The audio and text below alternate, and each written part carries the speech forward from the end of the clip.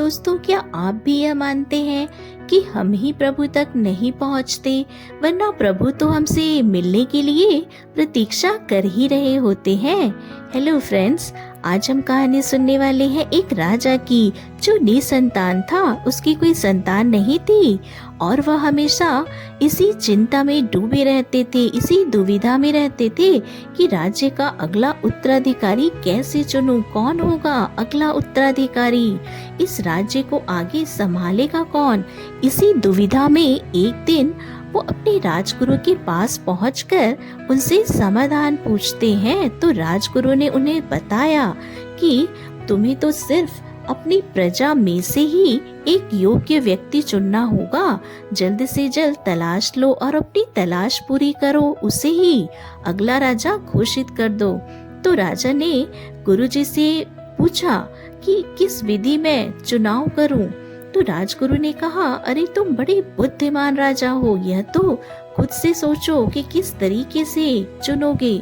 तो राजा राजमहल में वापस लौट आते हैं और फिर सोच में पड़ जाते हैं कि क्या करूं, क्या युक्ति होगी। तो 2-3 दिन इसी में निकल जाते हैं और उनके दिमाग में एक विचार आता है फाइनली, और अपने मंत्री को बुलाकर कहते हैं कि कल की शाम सूर्यास्त से पहले जो भी मुझसे मिलने के लिए प्रजा में से चला आएगा उसको मैं अगला उत्तराधिकारी घोषित कर दूंगा।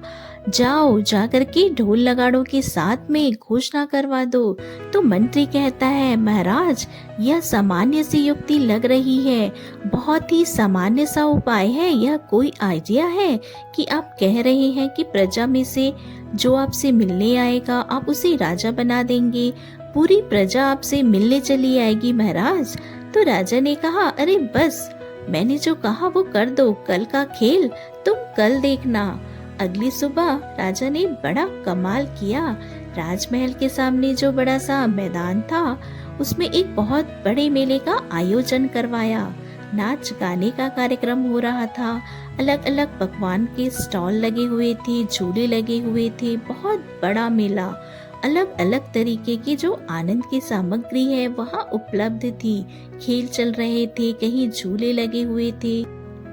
सबको पता था कि हमें सूर्यास्त से पहले राजा से जाकर के मिलना है और जो भी मिलेगा सबसे पहले वो राजा बन जाएगा। लेकिन जब सब राजमहल की तरफ आए तो देखा मेले का आयोजन, और सब सोचते हैं कि अभी तो बहुत समय है, सूर्यास्त से पहले मिलना है ना, अभी तो बहुत टाइम है, चलो एंजॉय कर लेते हैं। कोई किस तरफ बढ़ गया, कोई किस तरफ, कोई पकवान के पीछे दौड़ा, कोई झूलों का आनंद लेने लगा, कोई खेल में लग गया और कोई नाच गाने का आनंद लेने लगा। सारी प्रजा जो है इस प्रलोभन में फंस गई। जो माया जाल राजा ने रचा था सब उसमें उलझ के रह गए। एकमात्र लड़का था जो चलता चला आया। राजमहल के पहरेदार ने उससे कुछ प्रश्न पूछे, उसने जवाब दिया, वो अंदर चला। कहता है, महाराज सूर्यास्त से पहले जैसा आपने कहा था मैं आपसे मिलने चला आया और मैं ही अकेला हूँ जो सबसे पहले आया हूँ, बाकी सब बाहर बिजी हैं। अब मुझे आप अगला राजा घोषित कीजिए। राजा ने जैसा वादा था उस लड़के को अगला राजा घोषित कर दिया और मंत्री से कहा, देखो मैंने कहा खेल ऐसा रचूंगा कि अपने आप योग्य व्यक्ति ही मुझ तक पहुँचेगा। बाकी सारे लोग वह लक्ष्य भूल गए जो लक्ष्य उन्हें याद था। यह अकेला था जो इन प्रलोभनों में नहीं फंसा और सीधा चला आया अपने लक्ष्य की ओर। बहुत छोटी सी कहानी जो हमें बताती है कि जीवन में अपने लक्ष्य को मत भूलिए।